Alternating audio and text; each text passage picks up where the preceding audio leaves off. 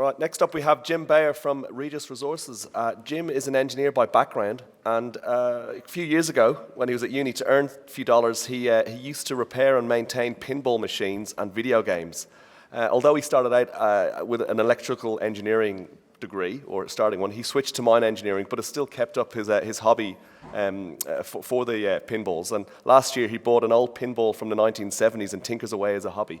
So interesting fact there about Jim. Probably not many people, I would say, know that about you. But welcome to the stage, and ladies and gentlemen, give a round of applause for Jim. Thank you. Thanks, Paul. Yeah, that's a fascinating fact. I was trying to think of something wise and intelligence to make about pinball machines, apart from the fact they're a bit of good fun to take your mind off when you're trying to fix them and have a beer and play a bit of fun. But the only other thing I could think of, which I'm not sure whether it bears any relevance to the group in here, is that if you ever buy a pinball machine, you have to be careful because they can look good on the outside, they can sound good, but once you take the lid off and you lift the playfield, the wires can be a bird's nest, the relays can be broken, and the solenoids can be stuffed, not working properly. And they need a lot of time to get them back working the way that their circuit diagram suggests that they should be, or the way you were told they should be. Now, I can't think of an analogy that anybody in here would be considering that sits that, but I'll talk to you about something where the circuit diagrams are actually, the operations are looking pretty well like the circuit diagrams say they should do. All right, probably worked that one to death. Thanks for joining me. It's great to hear the wind blowing outside, which means the crowd may not walk out halfway through. And coming along and taking the time to get an update on the Regis Resources story. And also, I'd like to thank the organisers again, for Diggers and Dealers, for the opportunity to speak today. The cautionary statement, the highlights. Regis Resources, we think it's a pretty compelling story. Strong financial position, good EBITDA margins, robust margins. FY21 we were 49%. I think the first half of this year unaudited was just over 40%. We have a progressive ESG, and I want to talk a little bit about that. In fact, there's a few things here I'll talk about. We've got a long life, simplicity in our growth, and an opportunity for scale, and Tier 1 jurisdiction. So looking at the first one, it's always an interesting one actually. I was looking at this morning and decided to spend a little bit more time on it because I think there's a lot of discussion around ESG, and what we do tend to forget is that arguably it's not just good ethics, it's not just the way we want to go about being sustainable in our business and explaining to the industry, explaining to the broader population what we do and the important contribution that we make to society, despite what some people would like to suggest. But a progressive approach and a well-structured approach is actually damn good for business. You know, in these times when it's tricky to attract people, who wouldn't want to go and work for an organisation that's got a safety performance that's well below the group average? It's a pretty good attractive point to have. We set our female employment in our organisations at 23%. It's actually quite a bit above industry average. How do we do that? There were some comments made actually a little bit earlier on, but we find that we get a lot of good applicants and we take the best. And we get, and you can see 23% female employees, and this is just talking about the gender diversity aspect, 27% in managerial and 40% of our directors. Looking after the environment, we've got a good record on the environment, but also now we're increasing our rehabilitation of the rate of disturbed land. We're making sure that we're not leaving these things for the future. Also, we've just approved the installation at Duketon of a 9 megawatt solar installation, which will certainly, while the sun's out, pretty obviously, but while the sun's out, it will significantly reduce our requirement on thermal generating, which clearly all comes from diesel. We're estimated it'll reduce our carbon output at Duketon South by circa 8 to 10%, but it also, particularly in this day and age with diesel prices where they are and fuel prices, it also will have a potentially significant impact on our gold costs of $10 to $15 an ounce, depending on fuel price. So look, we think that not only, as I said before on my soapbox, it's not only good ethics and the way we want to show how we actually do look after people and look after things, it's actually good for business, which I'm not sure sometimes when I'm talking with people about it, they appreciate. So where does our growth, where does our value come from? Why is it that we say we're a company with growth, with a future of growth? So we see there are 4 key areas where we've got opportunity for growth. There's in our existing assets, our existing mines, Tropicana, Moolart, Garden Well, Rosemont. We see new pits and new undergrounds that have got the potential to add growth to our story. We've got McPhillamys and we've got exploration. And what do we think that potentially going to look like? Well, this next slide shows what we've now said, look, we're prepared to at least give some indication of what it is that we're trying to do with the company and where we're trying to take it and where we're planning to take it. These are showing our targets over the next 4 or 5 years. So for the next couple of years, and this is our guidance range this year is 450 to 500,000 ounces. We certainly see that as being eminently doable over the next year as well, and we are targeting to improve our production each year during that time, and we see that we can achieve that by things like we're about to bring on Garden Well Underground, Garden Well South Underground, and we can see some other optimisation opportunities. We can see that we can push on to the next phase of growth and take us up to 500 and plus 500 as our target through areas like, and I've got one example that I want to talk about, but we have Rosemont Underground, the rolling ounces that we're starting to see there as last year we replaced our reserve, the depletion. Ben Hur will come on, Ben Hur Extension, Garden Well Main and Commonwealth. There's a number of internal opportunities that we've got and we're pursuing now that will give us a bit of extra life and also extra production. And finally, there's the other areas as well, which is, as I said, once you go out beyond FY26, we've got McPhillamys, the potential for McPhillamys to really contribute to our production there, and also further out success in our exploration, which we've got some pretty early stage, but some pretty exciting things on that front as well. So just talking through our assets, what is Tropicanal and how's that been going? It's been going great. We've been very happy with that acquisition, which was a bit over a year ago. We see it, this year's guidance is 130 to 145,000 ounces. Importantly, what we're expecting to see over the next 12 months or so, it will move back to its run rate from us. This is at a 30%, that it will move back to about 150,000 ounces a year. Which is what we always expected it to do, so it's doing what we expected.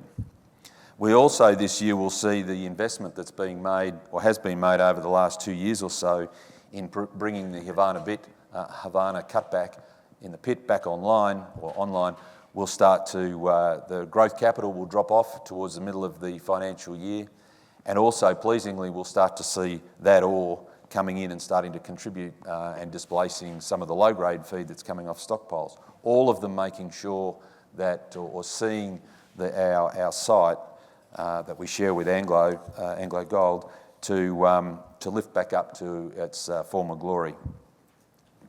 Looking a little bit closer now at one particular area, and this is looking at how is Boston Shaker and Tropicana starting to look, and why is it shaping up the way that we're expecting?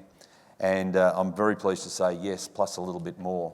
So what you see on this slide is looking obviously a 3D picture, looking at the mineralisation and the designs that sit around that mineralisation going underground. Make sure I push the right button. Early stage production sitting up here just underneath in this upper area, and there's a little bit, we're out here in developing underneath Tropicana. But we declared earlier this year first reserves at Tropicana underground, which is great. But what we're targeting now are these things that are down plunge, which is going to be, can we get, well, the plan is to bring it into, as we've done further up, for example, here already in Boston Shaker, bringing it into inferred, setting it up so that we can transition it across into indicated or measured and convert it into reserves and do what these deposits do, which is just keep this story of you produce, you roll on, you go deeper, and you just keep on adding and adding. And we're seeing that. You can see it sitting there. What's particularly exciting about this one is if you looked at right down the bottom here, 325 metres away from the area that we're already excited about, there's a hole that's got a reasonably interesting intercept, 25 metres at 4.1 grams a tonne. And this is outside the area we were anticipating when we did our evaluation work. So this thing is shaping up what we thought and better. It's looking good. The other aspect, which I know I've seen Mike's slides, he's got a much better one from a three-dimensional point of view. We've got this area over here that's just off the page. I'm trying to get Paul to break his neck, twisting around, having a look. No, a little bit further the other way, mate. There's a pit out here, and sitting underneath it is the Havana deposit, because obviously it continues on underground. There's this thing that's called the Havana Link, and the idea is it's got the potential. It'll connect in and give some much improved ventilation, I would imagine, here in the Tropicanal area, but it gives a platform to be able to go and do some work and do some drilling and work on this PFS concept, because the scoping study has demonstrated that there's clearly an opportunity there. So there's some really interesting things that we're seeing coming up underneath the Havana pit. Moving on to Duketon, which is still got some life in the old machine yet, in the old steam engine. You can see the guidance numbers there. Our growth capital will start to decrease from FY24 onwards. Look, what's interesting, as people have probably seen coming at them, the underground is starting to grow in the proportion of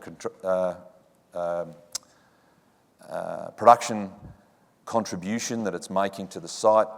Once we get Garden Well South going and Rosemont, we see that about 40% of our production will come from underground. Now, the really pleasing thing about our underground as well is, as we've said, a lot of Western Australian underground gold mines have had 2 years of reserves, and they have done for the last 10 years. Well, we've only really been going at Rosemont for a couple of years, but we've just, in the last reserves report, we replaced the amount of reserves that we took out through depletion. We've added back in, plus a little bit more at Rosemont. We haven't done that yet at Garden Well, because we haven't even started mining, and we need to get. We're doing all our grade control work there at the moment. But bottom line is, so far it's doing what we expected it to do. Now, this is one area, and we've talked about this before on quarterlies and on calls. This is underneath the Garden Well pit. So the area out to the left here is the Garden Well South area, which was already been approved. We're in there developing. We're up the top here. There's a lot of grade control drilling. We've put in a pump station. We're doing all the things that you do in an underground mine. And and we'll kick off production in that in the first half of this financial year. But we said we were looking over here underneath Garden Well Main, and we've been drilling and getting pretty excited about the potential for another underground production source over there. Now, I'll give you an indication. I mean, the mining inventory sitting here in Garden Well South is around about 250,000 ounces, as far as we've drilled down. And I would note, as we say on all of these, you'll see it's open at depth. So we've got 250,000 roughly sitting over here. As we were doing the work, for the original concept was put a drive across, just get enough ore that basically washes its face, and then once you're there, off you go, there's more to come. But as we gathered more information and sort of dug through some of the old filing cabinets and bits and pieces and virtual cabinets and all the like, we found that actually there's a lot more prospectivity on the way there, or as much on the way there as there is there. And by that I mean if the concept of putting this exploration decline across here, we actually go through some highly attractive targets, a little bit more than just 1 or 2 holes. There's clearly a mineralisation through here. And the other thing that's interesting as well, this diagram is showing that, okay, this kind of looks like it's a different colour to the pink. It's not mineralised. That's just because we haven't put a hole in it. This picture here on the right is a long section taken through AA. And as we've drilled our way down through this fan pattern, you can see the mineralisation just sort of drips. It's dripping down here, and we've got a connection. So we're showing and we understand that mineralisation carries all the way down. The only reason we don't have something of the same colour sitting over here is if you actually look at these holes here and these holes up here, it's not as if we put holes in there and found nothing. There's just nothing there. So, the rules of geology, if it's too far apart, you can't connect them. And that's basically, I can't say for sure that there's something there, but, if it smells like gold, tastes like gold and looks like gold, maybe there is. And so that's an area that we're targeting. So that really what we want to do there, and it's going to be a little bit more than we thought, which is a great piece about it, is we'll put this decline across. Our target first drilling here, obviously once we get enough room so that we can get the drill in, we'll actually be looking to see whether we can add some more gold sitting out here to the just to the north of the south operation. And also, and then we'll drill through here as we come in. We've already sort of drilled this out reasonably accurately, so we know that we're going to go over there and start doing some grade control drilling, put some plans in there, and basically start to look with our concept, and the desire is, if there's 250,000 ounces down to this RL sitting over here, you could easily look at that and say conceptually we could double that. Twice as many ounces per vertical metre, and none of this is closed off. So we've got something like this already shaping up at Rosemont, and Garden Well, we haven't even, we've barely started here, and we've got something that actually the geos are, and we're all a bit more excited about this. We think this has got more potential to add than Rosemont Underground. So that's what we've got with our near mine work, and with some of the opportunity to add to growth just sitting at Duketon and Tropicana. The other piece is McPhillamys, 2 million ounces of reserves sitting in New South Wales, between not too far away from Cadia. This is an open pit mine, not underground. And what we've been working our way through, as I think we've said a number of times through the approvals process, we've actually had a couple of quite important pieces occur over the last probably 4 months or so. The state and the legislation has approved a SPAL for McPhillamys, which means once we sort out what our licensing requirements are, there's actually a pathway for us, or an open path for us to get our permitting, which wasn't quite so clear before. So two things: there's a bit of a pathway opening up, but more the point, the government has been doing some things to help us get our way through to approvals, because they understand a lot of people are watching this in New South Wales to see just how attractive they want to make the state. And I can safe to say that there are a lot of people at political level on both sides that are doing what they can to help support this, and also some key departments in the bureaucrats.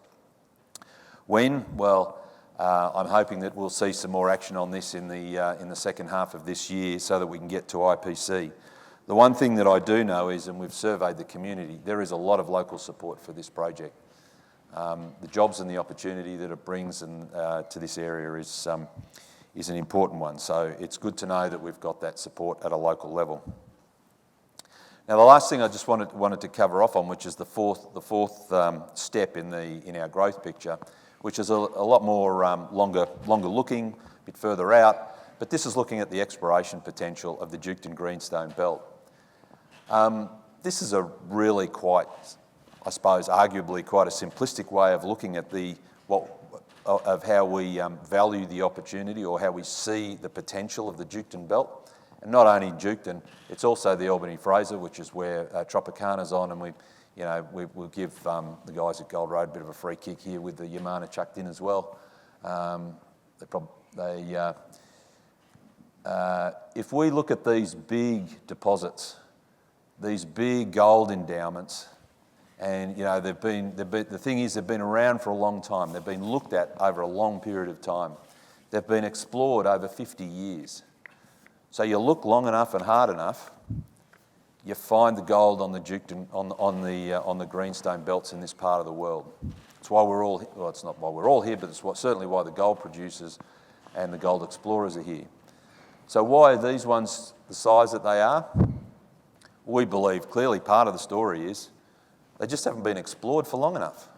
There just hasn't been enough focus, enough effort, and enough time being put into it. Now, we look to try and, the beauty of time is that methods for exploration have been able to improve, get tighter, and get faster. So we see that actually we don't plan on waiting for 50 years to get to that side. We think that there's great opportunity there now, certainly at both of those belts. And what I want to do is I just want to show you, just here as I wrap up, the last piece of our growth story, which is sitting around exploration and what we've been doing there. So a few years ago, probably 3 years ago or so, we had 1,000 square kilometres, which is about a third of the Duketon Belt. And a couple of years ago, we bought and we took control of around about 92%. And we've been doing some real grassroots exploration, like real basic stuff: soil sampling, air core, finding targets, getting through that sandy stuff on the surface and down to where the geology is interesting. And we're just starting now to really turn that grassroots work into identifying potential targets. And so we've been wandering up, the team's been wandering up with a few. I'm pretty sure it's a bit more well structured than just wandering up, but they wander up with a drill, stick a couple of holes in. How hard can it be? There's this trend along here that's had a lot of interest in it from the team, and it's called the Rosemont Trend. Not a lot of original thought got into it, but it's a good description of it. And we put this hole in through some very wide space drilling, 400 plus metres. And this is reasonably interesting. 140 metres down, 10 metres at 110 grams a tonne to the bottom of the hole. To the bottom of the hole. We didn't stop in Barron. It got to the bottom of the hole, and we had problems with the hole, so we couldn't carry on. So who knows how many metres that actually goes on for, but 10 metres at 110, including 4 at 274. Now, that's not bad. So, we've got a program going in around that within much tighter spacing, and we're looking to see the results coming in. I mean, that hole, if that alone is not too bad, but have a look at this. Back up 100 metres, 40 or so metres back up the hole, there's another 8 metres at 1.2.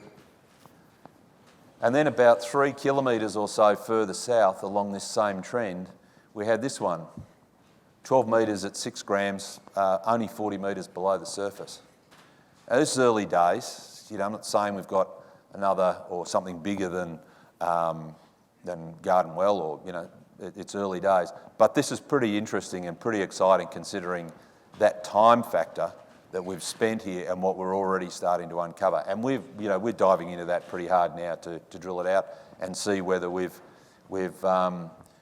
got fortunate early on or whether we keep moving. But there is nothing in that we would consider to be disappointing.